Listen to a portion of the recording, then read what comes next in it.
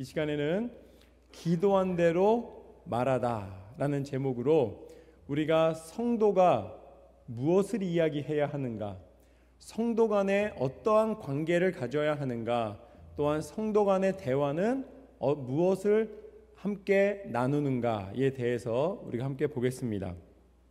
13절 말씀에 보면은 오늘 본문은 이렇습니다.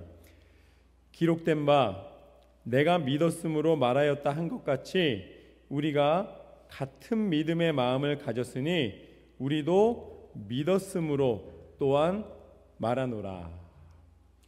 우리가 믿었으므로 또한 말하노라. 우리는 말한다. 무엇을 말하는가? 믿는 것을 말한다 라는 것이죠. 그러니까 우리의 대화, 우리의 어떻게 보면은 누군가에게 이야기하는 모든 것들이 다 믿는 것을 이야기하게 된다는 것입니다.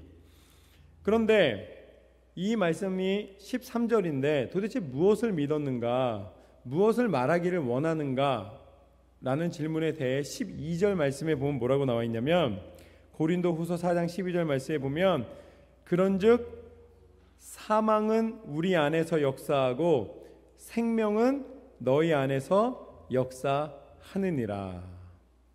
되게 어려운 표현이에요.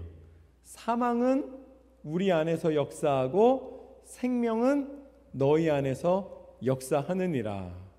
이게 긍정적인 것 같기도 하고 부정적인 것 같기도 하고 참 해석이 어렵습니다. 그런데 이 의미는 무슨 소리냐면, 내가 이 죽음을 무릅쓰고 어떠한 고난이 온다 할지라도 예수 그리스도의 생명의 복음을 전하노라. 그래서 내가 이 생명의 복음을 전하였기 때문에, 내가 죽음을 불사하고 이 소식을 전하였기 때문에 결국은 생명의 복음이 너희에게 연결되었고 선포되었다라는 말씀입니다. 여러분, 전하는 자가 없이는 듣는 자가 있을 수가 없습니다. 전하기 위하여 생명을 다하는 그 하나님 앞에 헌신과 순종의 모습이 결국은 생명의 역사를 써 내려간다는 것이죠. 우리의 믿음의 말은 무엇인가? 우리의 생명을 다할 만한 가치 있는 일, 복음의 능력 가운데 있음을 선포하는 것입니다. 그래서 교회는 어떤 곳인가? 성도의 교제는 무엇인가? 그것은 믿음의 말로 내 생명의 가치를 전할 수 있을 만큼, 그 생명의 가치를 사용할 만큼 귀한 것을 서로 나누는 관계입니다.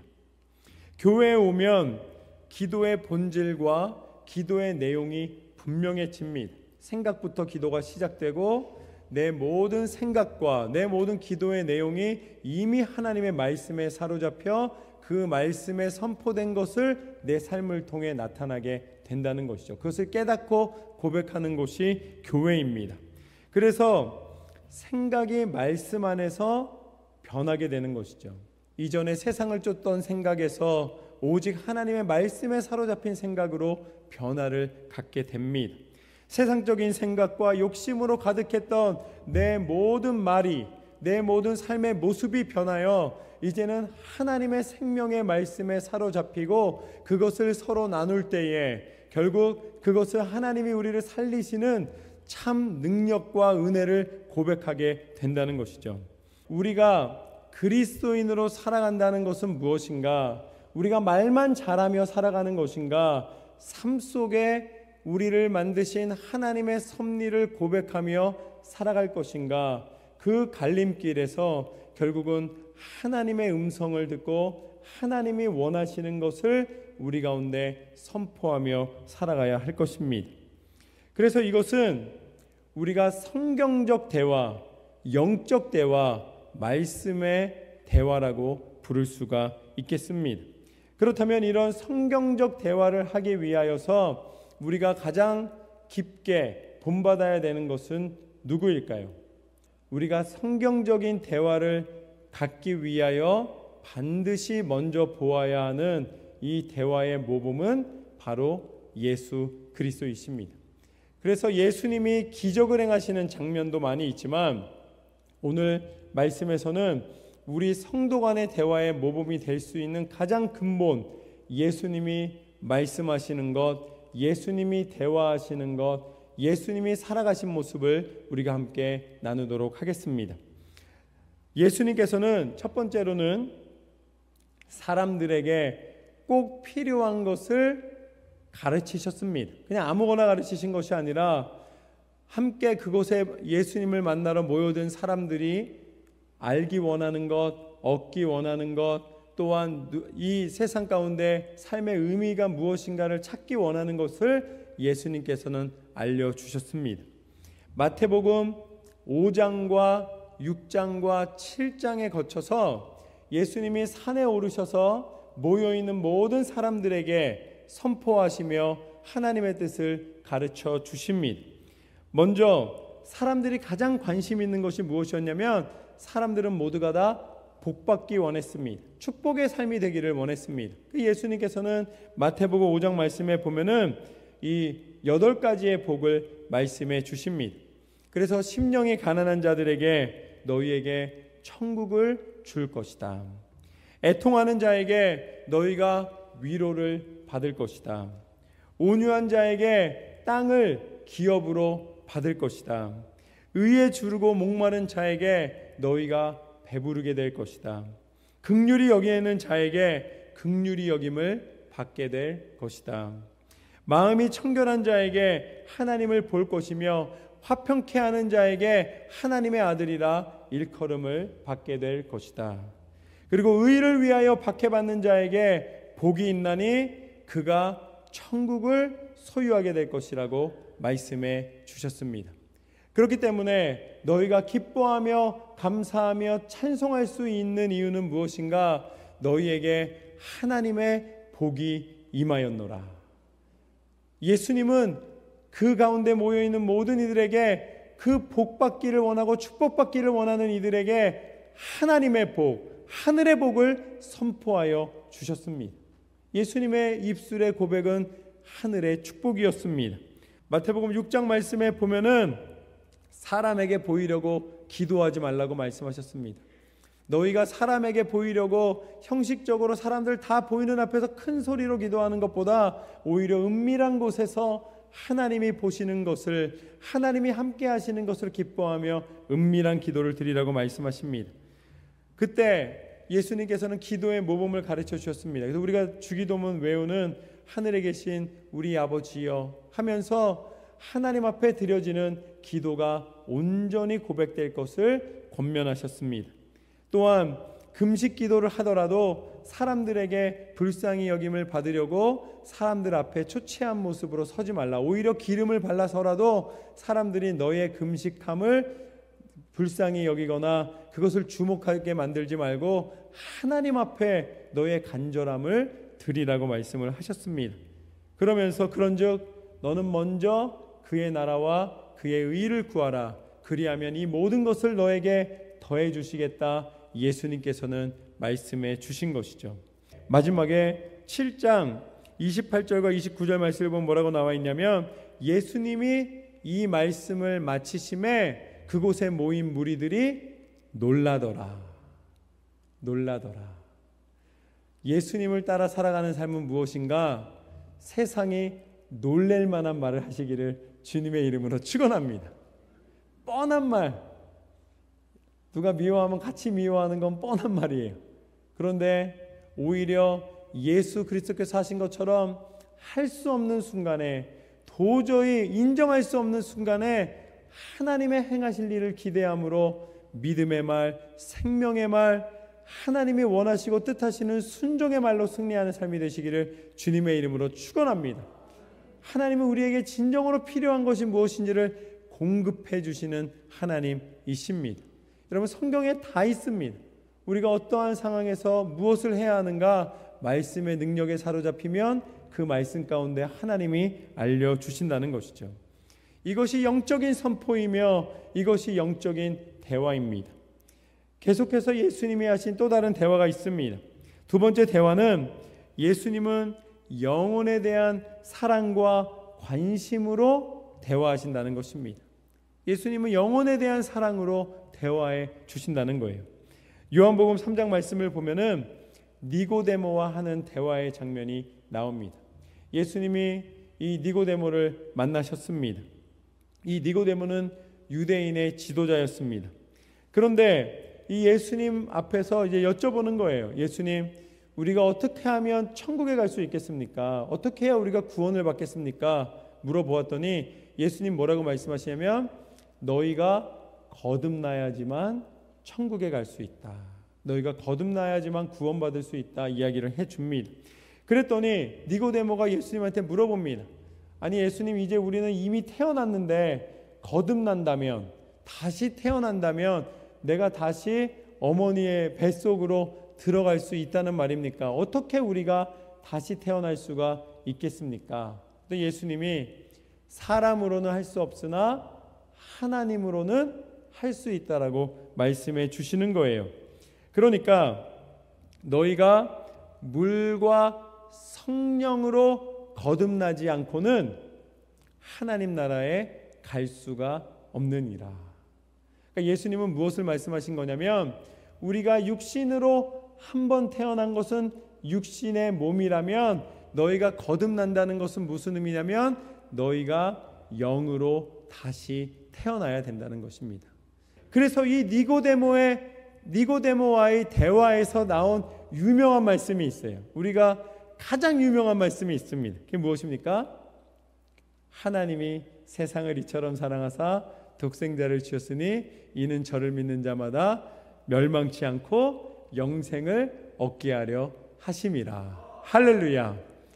이 말씀이 바로 니고데모와의 그 대화에서 하나님의 구원이 어디에 있는가를 말씀해 주실 때, 예수 그리스도 독생자 하나님을 믿는 믿음으로만 가능하다는 것을 알려주셨고 선포해 주신 것입니다. 예수님은 그 영혼에 관심이 있습니다. 그 영혼이 멸망치 않고 다시 생명 가운데, 구원 가운데 이르기를 원하십니다. 그럼 우리가 예수님을 닮은 대화라는 것은 무엇입니까?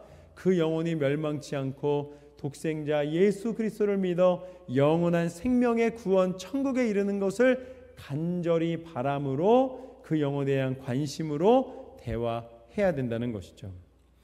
그래서 세 번째는 무엇이냐면, 세 번째는 예수님은 차별하지 않으십니다. 예수님의 대화를 보면은 예수님은 차별하지 않으시고 그 영혼을 사랑하는 마음을 끝까지 포기하지 않으시고 이야기를 해 주십니다.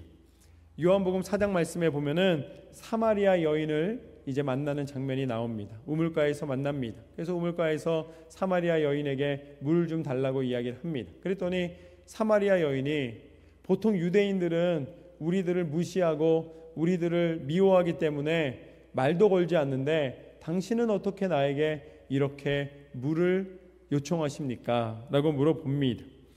그때 예수님께서 말씀하십니다. 내가 물을 달라 하는 사람이 누군 줄 알았으면 너희는 그에게 영원히 목마르지 않을 물을 구하였으리라. 그때 예수님이 말씀해 주시는 장면이 나옵니다.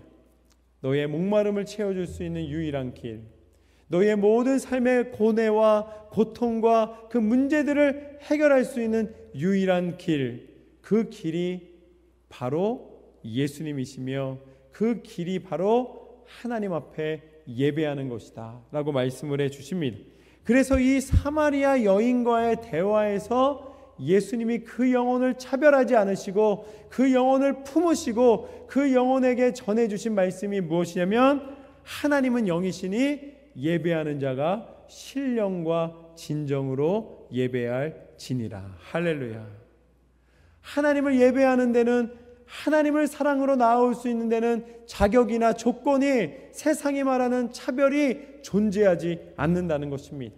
누구나 나아오라. 하나님을 예배하는 그 입술의 고백을 하나님은 기뻐하시며 그 영혼의 고백을 받아주신다는 신실하신 약속입니다. 그 대화가 무엇인가? 하나님이 차별하지 않으시기 때문에 우리는 함께하고 있는 이에게 내 마음을 다하여 이 시선 속에 나보다 오히려 더 낮게 여기는 겸손한 마음으로 함께 대화하는 것이 말씀의 대화, 영의 대화, 그리스도인들의 사귐의 관계라는 것입니다. 계속해서 네 번째는, 예수님은 천국의 열쇠를 우리 가운데 허락해 주십니다. 우리의 대화에는 천국의 열쇠가 있는 거예요. 마태복음 16장 말씀에 보면은 이제 베드로에게 물어보십니다. 제자들에게 먼저 물어보십니다. 너희는 사람들이 나를 뭐라 그러느냐 이렇게 물어보십니다. 그랬더니 뭐라 그러냐면 어떤 사람은 엘리야라 그러고 어떤 사람은 선지자라 그러고 여러 가지 말을 합니다. 그랬더니 예수님이 물어보십니다. 그러면 너희는 나를 어떻게 생각하느냐 이렇게 물어보았습니다. 그랬더니 베드로가 뭐라 그러냐면 주는 그리스도시요 살아계신 하나님의 아들이십니다. 예수님 너무 기뻐하십니다. 베드로와 대화가 시작됐어요. 베드로에게 뭐라 그러냐면 바요나 시몬아 이것을 알게 하신 이는 인간이 아니라 하나님이시다. 내가 하나님으로부터 받은 지혜로 그것을 깨닫고 그것을 고백하였도다. 내가 너의 고백을 축복하니 그 고백 위에 그 반석 위에 내가 교회를 세우리라 말씀하십니다. 그래서 베드로와의 대화를 통하여서 교회가 세워진 것이죠. 그런데 예수님이 그 교회를 세우면서 뭐라고 말씀하시냐면 음부의 권세가 이기지 못하리라. 할렐루야. 하나님의 교회는 어떠한 어둠의 영도 이길 수가 없습니다. 들어와서 흔들려고 노력을 해요. 그렇지만 예수 그리스도의 이름이 선포되는 순간 사단이 떠나갑니다. 어둠의 영이 도망갑니다. 왜냐하면 예수 그리스도의 이름에 그 핏값으로 그 교회가 세워졌기 때문입니다. 우리의 교회가 세워졌기 때문이죠. 그래서 예수님 뭐라고 말씀하시는가? 이 교회는 무엇인가? 내가 천국의 열쇠를 내게 주리니 내가 땅에서 무엇이든지 매면 하늘에서도 매일 것이요 내가 땅에서 무엇이든지 풀면 하늘에서도 풀리리라. 할렐루야. 이거를 많은 분들이 잘못 해석해요. 내가 천국의 열쇠를 너희에게 주노라 하면서 이 땅에서 매이면 하늘에서도 매이고 이 땅에서 풀리면 하늘에서도 풀릴 것이다. 이게 다 뭐라고 생각하냐면 기도라고 생각을 해요. 기도. 그런데 아닙니다. 예수님이 천국의 열쇠로 우리 가운데 허락해 주신 게 무엇입니까? 교회예요. 하나님이 예수님을 통해 우리 가운데 허락해 주신 천국의 열쇠가 바로 교회입니다. 그래서 우리가 교회가 소중한 것입니다. 그래서 교회로 모여 교회 안에서 하나님의 천국을 바라볼 수 있습니다. 하나님의 교회가 천국의 열쇠라고 제가 한 말이 아니고 예수님이 하신 말씀이에요.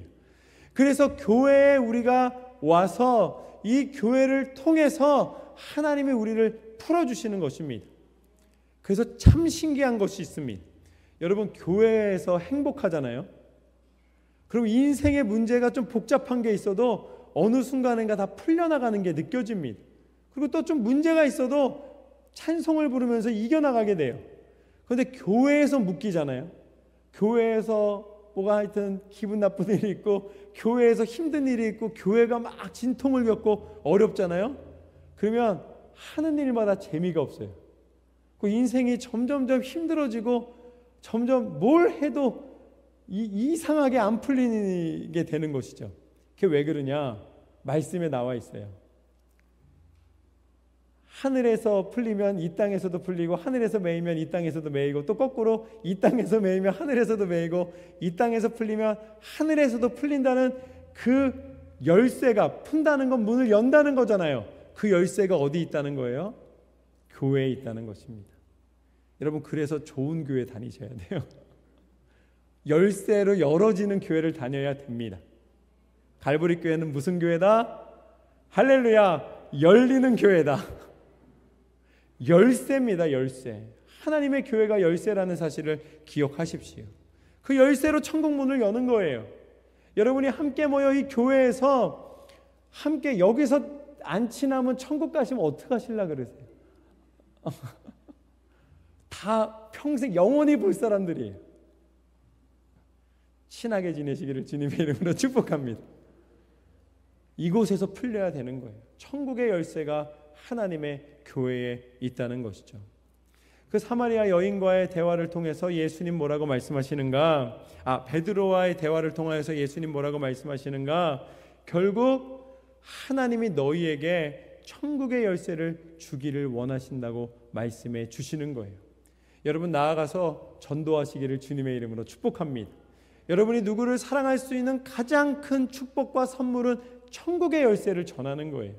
하나님의 교회를 전하는 것은 가장 소중한 것을 허락해 주는 겁니다. 금고 열쇠가 아니고요, 천국의 열쇠예요. 하늘에 쌓인 보화를 여는 열쇠를 선물하시길 주님의 이름으로 축복합니다. 그리스도인의 대화는 천국 열쇠를 나누는 대화입니다. 그리고 마지막으로 예수님이 우리 대화에서 원하시는 것은 무엇인가? 하나님과의 대화가 회복되는 것입니다.